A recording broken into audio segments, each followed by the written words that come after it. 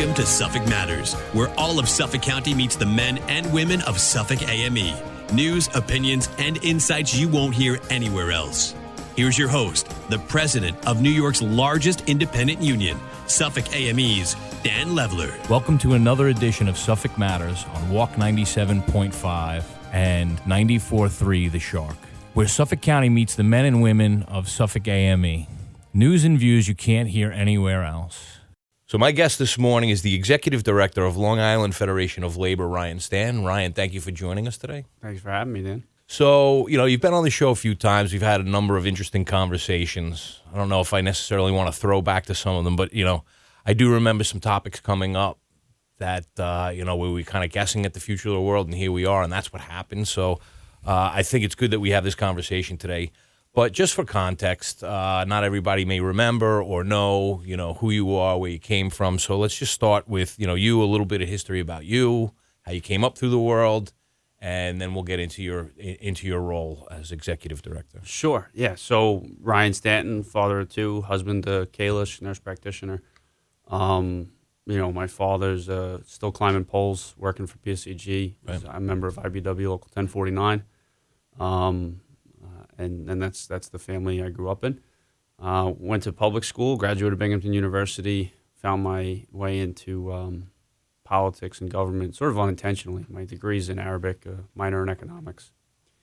And, people hear that and go, what are you doing? Right. Well, the plan was to go into foreign service, and obviously I ended up not pursuing that plan and ended up working for Senator Schumer. Mm-hmm. And what I learned about myself when working for Senator Schumer is that I believed in him for a variety of reasons, but I believed in what he stood for, and I believed he stood for fighting for the middle class and working families. Sure. And, I had unfortunate personal circumstance. My mother passed away, and I moved home without stuff really lined up. Found myself working for another elected official by the name of Congressman Steve Israel. Yep. And another elected who I believe really fought for working families. And my experiences in both offices really led me to identifying something I grew up with and didn't know it, right? That the union movement is really what delivers the middle class. And so I filed that away and just made the decision at some point I'm going to figure out how to become a part of that. And just a matter of timing, came across an opening for the political director's position with the Long Island Fed.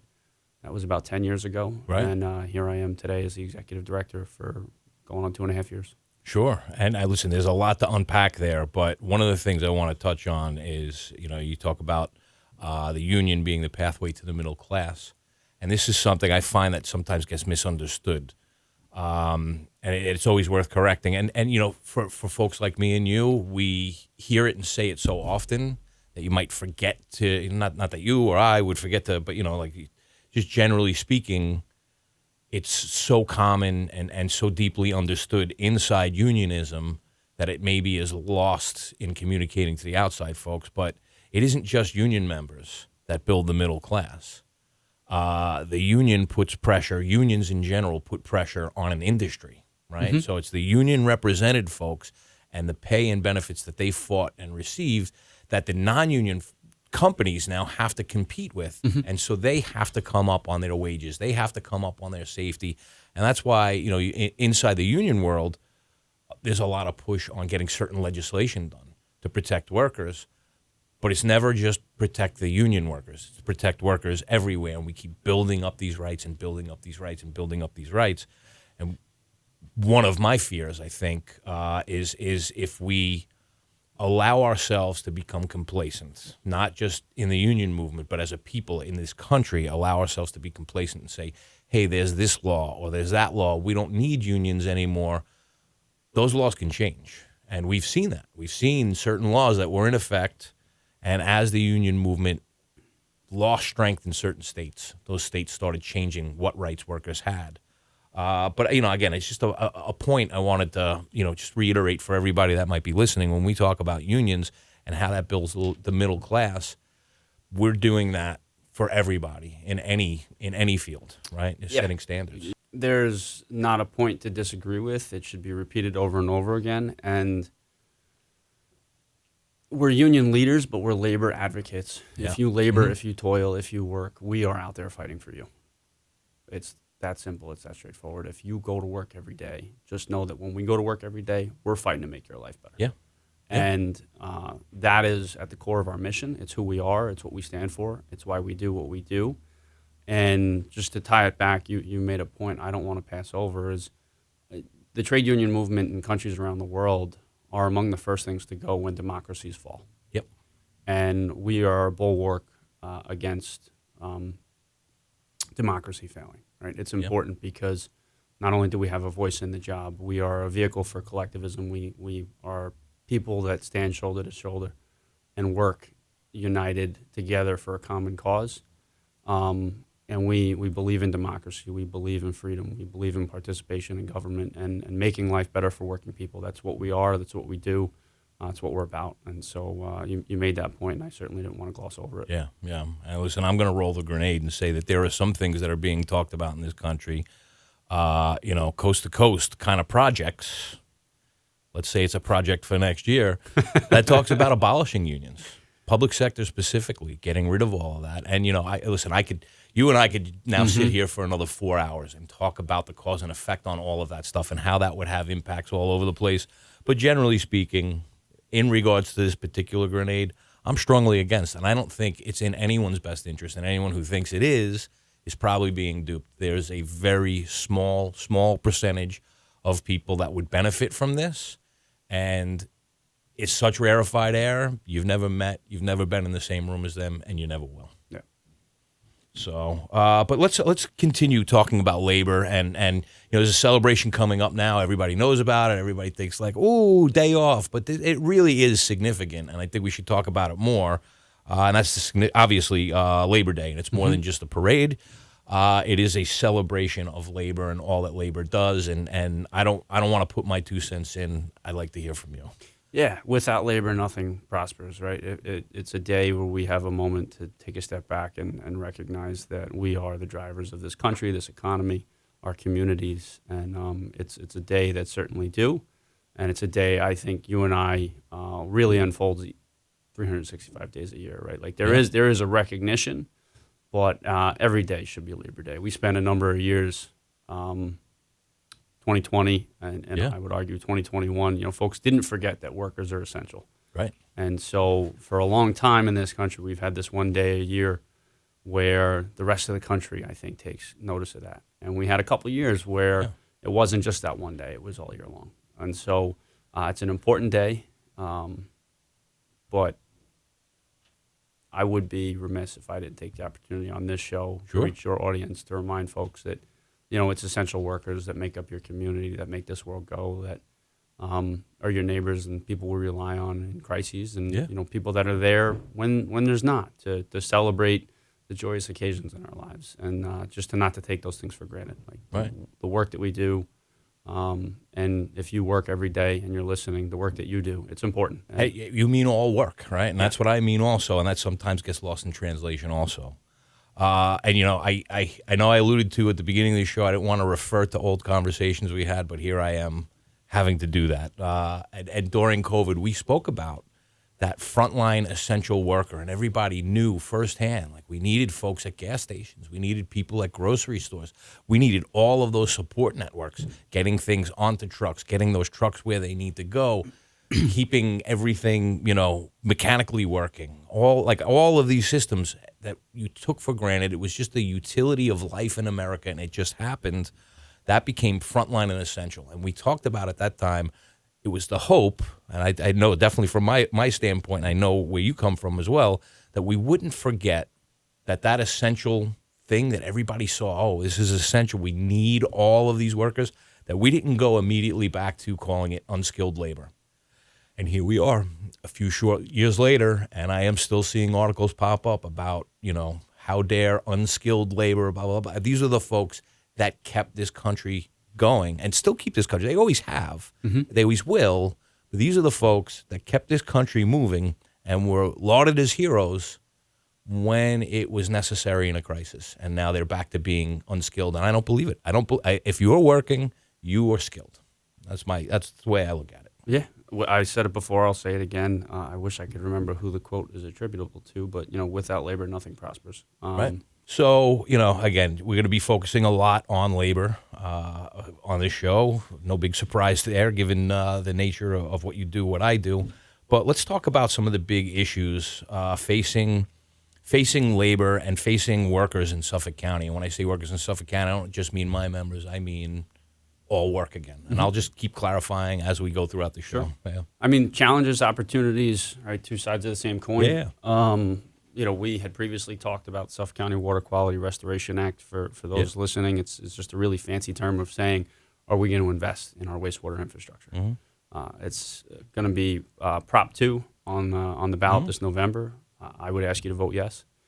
What it's going to do is set up a fund to make sure that Suffolk County over the next 50 years has wastewater infrastructure. Right now we don't. Right now we go to the bathroom and it ends up in the ground and it leaches into our drinking water and it leaches into our bays. And I'm sure everyone listening at some point or another has either experienced or heard about a beach closure this summer. Sure.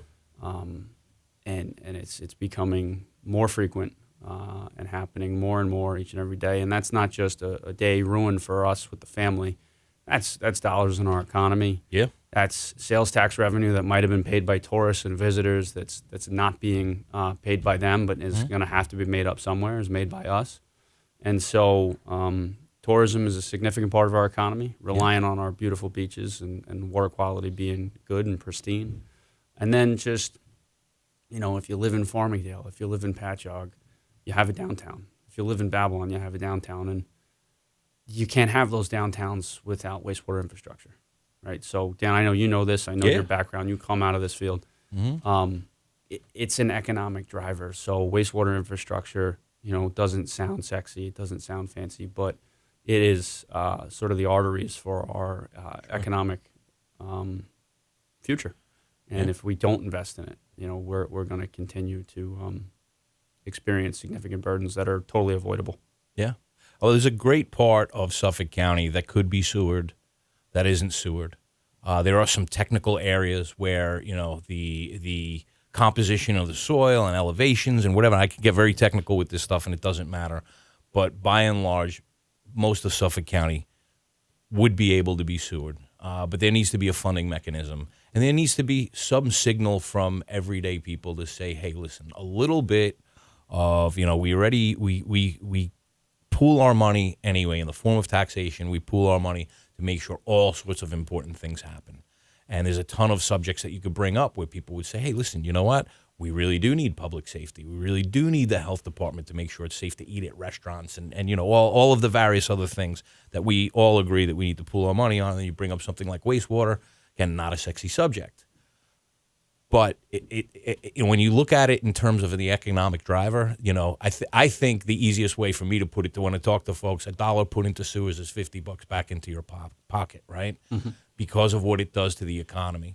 And you talk about, how tourism affects the economy. Well, think about it in terms of those businesses that struggle and they're employing people and things don't work out because of, these various closures and whatever else. In that same way, there's that same drag on day-to-day businesses that aren't necessarily relying on tourism, but it affects how well they can operate. And I talk, I use as an example. There's tons of different examples, but I talk about certain restaurants because of their size, where they operate. They're stuck with plastic forks and paper plates, and it changes what they can do. It changes the output and the people that are going to come there and what they can charge and whatever else because this is perceived value. You're not paying $28 for a meal on a paper plate. Right. But if they had access to sewers, they would have dishwashers, they would have plates, and all of the other things that change there. I'm not suggesting that the difference between one restaurant and another is silverware, right? But it's an experience, right? Right. You're going out as a family, right? You could do the paper plates in the backyard. Maybe it's a special occasion or whatever. And, you're not, like I said, you're not dropping $28 to have a cheeseburger on a paper plate. Whereas maybe you are if it's, high-grade beef and on a real plate. Yeah, but, but these, that is an example. And I think there's an example for just about any industry where that actually has an effect on business and therefore value, perceived and actual. And again, all of this from my perspective, goes back into working people's pockets. And it goes back in the form of them getting something better when they go out, and it goes back in the form of, there being more value, all of the folks that are going to design and build and maintain these systems that we're talking about. I mean, that's all money going back into our economy. That's going to filter. That's why I say $1 invested into sewers comes back to you in $50. Yeah, right? and I think it's important to highlight and remember the Biden administration, whatever anyone thinks of it listening, they worked with the Senate and the House, and they passed an infrastructure law that had bipartisan support, right? So we have an infrastructure law that was at the federal level was supported by Republicans, was supported by Democrats, and we have an opportunity to have the federal government subsidize the infrastructure investments we're making, right? So again, it's not just Long Islanders paying. And Long Islanders, they don't mind being taxed when they feel like they're getting something for it, and they feel like investments are good and sound. And I think you and I would agree that more often than not, they are good, sound investments. Sure. And I think infrastructure ones are usually among the easiest conversations to have, because there's just a thing you can point to that they go, this is how my community is benefiting, right? It's not abstract, it's immediate, it's gratification, and folks see in real time how it can change their community, not just by, the restaurants down the road having the plates and the dishwashers, right? But their neighbor who's an electrician or their neighbor who's a laborer going and digging the trenches is working, and they're not on the unemployment line, right? And then if they're getting a fair wage, they're putting that back into their family and their community, right? They're taking them to the nicer restaurant to eat. They're, getting their fence done or whatever. And like I said, it's a rising tide. That's the way I see it. Yep. Speaking of rising tide, we mentioned, your current position, executive director over at Long Island Federation of Labor. And so let's talk about Long Island Federation of Labor and how Long Island Federation of Labor helps to address the needs of the workers in today's economy. Yeah, so you asked at the outset, and maybe I unintentionally ducked the question, right? Like, first, what is the Long Island Federation of Labor? Right. I think most listeners know what unions are. And unions have members, and the Long Island Federation of Labor's members are the unions themselves. So I have the privilege of working with the leadership of various unions, public, private, construction, retail, industrial. Really, if there's a sector in the economy that has workers in it, there's union representation, and I get to work with those folks and on behalf of the people doing the work. Some of the victories that we've had most recently are an example is the Retail Worker Safety Act. Sure. I hate to harken back to it, but listeners may remember there was an active shooter incident in West Hempstead at Stop and Shop here on Long Island, right? It's not an abstract thing at this point. We had an active shooter incident in the workplace here on Long Island. It's not something happening somewhere else. It's happened here. And the unions that represent the workforce engage their members all the time, and in particular, in the wake of this, wanted their feedback on what are some things that could be done to make the workplace not just feel safe, but actually be safe. Be safe, yeah. And the Retail Worker Safety Act, for employers of a significant size, will require panic buttons. And some of the opponents of that have said, well, why not pull out your cell phone? Well, workers aren't always allowed to have their cell phone on the job, right? And so I don't really buy the pushback of, we shouldn't have government involved here. Let capitalism do its thing. Yeah, capitalism should do its thing, but it's a panic button. Well, capitalism was doing its thing when the first incident occurred. Yeah. And at the end of the day, I think people take for granted how much safer a construction site is today. Mm-hmm. Well, a lot of the construction site safety standards didn't happen out of nowhere. That was the union movement fighting over time to make the workplace safer. People take for granted the minimum wage. It's gone up, and you and I think, would agree that's a good thing. Yes. Because that's additional money in workers' pockets.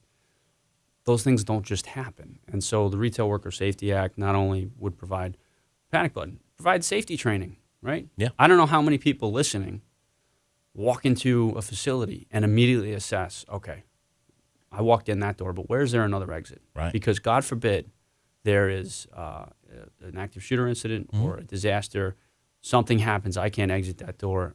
You need to know where to go. Right. And so the Retail Worker Safety Act provides training, among other things, for workers to be prepared in the event of an incident like that. Yeah. So to me, common sense, right, should be not controversial. Unfortunately, had some folks speak against it, vote against it. I believe it's pending signature, so we're hopeful that the governor will sign it. But something folks would probably never hear about if you didn't give us a chance to talk about it. Yeah. And super important because It really is. It's Yeah. going to hopefully never have to be put to use, but God forbid something happens. People are going to be prepared and could save lives. Well, listen, there's fire safety standards in this state and across the country because that wasn't something bosses were concerned about back in the day. And a whole bunch of folks at a particular triangular-shaped factory ended up, paying the ultimate price for. And so having fire exits and certain fire standards. Not having the ability to lock Yeah. workers into the workplace. Right. I mean, these are very basic things that they would seem completely out of place in today's society. If someone were to say, listen, the workforce is going to come in, we're going to lock them in, and we're going to lock them into this room that's not safe and probably, it runs the risk of catching fire. And, it would be unheard of. But it was a fight to get there. And that's why I say, we have certain laws and we have certain protections in place. And then, basic things, I hate to say, these tend to be, union tropes, so to speak, but weekends and coffee breaks. Right? You didn't have weekends off. You just worked straight through. You worked for your employer, and that's that. I mean, if you look into company towns, these are all things that had to be fought back, and they were hard fought. Wasn't just go in, speak to your senator, say, hey, listen, there's an issue. Maybe we could. I mean, there was People gave their lives for it. They gave their lives, yeah. And the fact of the matter is, while the union movement is prepared to do things like that today, we've gotten good enough at getting folks in elected office to listen and understand that when we come in with an issue, it's serious, it's real, and it needs attention. And that's how we can peacefully walk in and ask for the Retail Worker Safety Act. But unions have gotten to the point where we're able to sit and speak with elected officials, be taken seriously on what we consider to be realistic problems in the workforce, and have those issues addressed.